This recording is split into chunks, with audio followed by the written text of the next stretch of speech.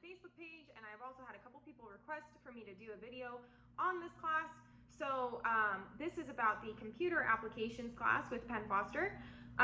So I took this back in January, so forgive me if I've forgotten some of it. I took it and it only took me about maybe 3 or 4 days to take it. I did spend a lot of time on it those days because I wasn't working a lot back then. So I did spend a good chunk of the day on this class, but it did only take me a few days to complete it. I did get an A. So I know a lot of people have issues with this class. I personally, it wasn't too difficult.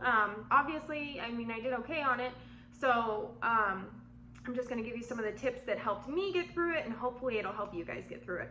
So it's gonna be 4 steps. So your first step is that you need to have Microsoft Word, Excel, or PowerPoint. So this class is very specific to those programs. I know that some people say, oh, you can get away with it with whatever Google Sheets or whatever that other one is. But I just wouldn't recommend it, and I think it would be really difficult and a lot more time consuming because this class is for Microsoft Word, Excel, and PowerPoint, Microsoft Office. I do know that that can be kind of expensive. I'm fortunate that I had it on my computer already, but I've seen some people with some options, like you can pay it monthly or something and then cancel it if you don't need it later. I personally only had the 2007 version, I think. It's a really old version of Microsoft Office. This class requires you to have 2016. I will say that I did fine with the older version. The only thing was that there's some stuff that you can do in the 2016 version that's like easier to do it. It wasn't impossible to do it on my 2007 version, but there were some that was easier to do it on the 2016 version. And there's a lot of differences in like the interface, but all I did was just look those up on YouTube, or I looked it up on Google, like, okay, how do you do this process? That was the other thing. Sometimes they had different names between the 2 different versions, but how do you do this process in Microsoft 2007? So I would look up whatever Penn Foster's class is asking me to do, and then I would look it up, how do you do this on 2007? So that got me through. I did fine. There were plenty of helpful videos on YouTube that helped me get through it. So number 2 is have your notes or another device or another window open, whatever you prefer to do.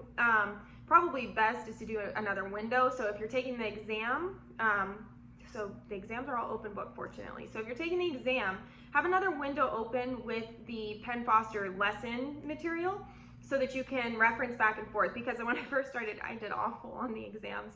Because when I first started taking the exams, I was like, oh, this is easy. Like, it's Microsoft Word. I've been using that my whole life. Like, no problem. But it asks questions that I was just like, I didn't even know that that was a thing in Microsoft. Could be that I have 2007, not 2016. I don't know. I did awful on them. Fortunately, it didn't affect my final grade too terribly bad. But I definitely would make sure that you have another window open with the Penn Foster lesson information as well, and then have another window with the exam so that you can reference back and forth. Make sure you get all those questions good, right, not good, right, because that'll make a big difference. You know, obviously if you get 100 on all of your lesson exams, it gives you a lot more leeway to not do so good on your projects, which I think is where a lot of people struggle, is on the projects. Each of your projects and your lesson exams are all worth the same amount, so it's about 16% for each one of those. I think you have 6 total. So then step number 3 is going to be follow the instructions for the graded project step by step. So your last lesson section before you turn in your project is going to be all about that project. So it's got all of the steps, all of the information, all of that.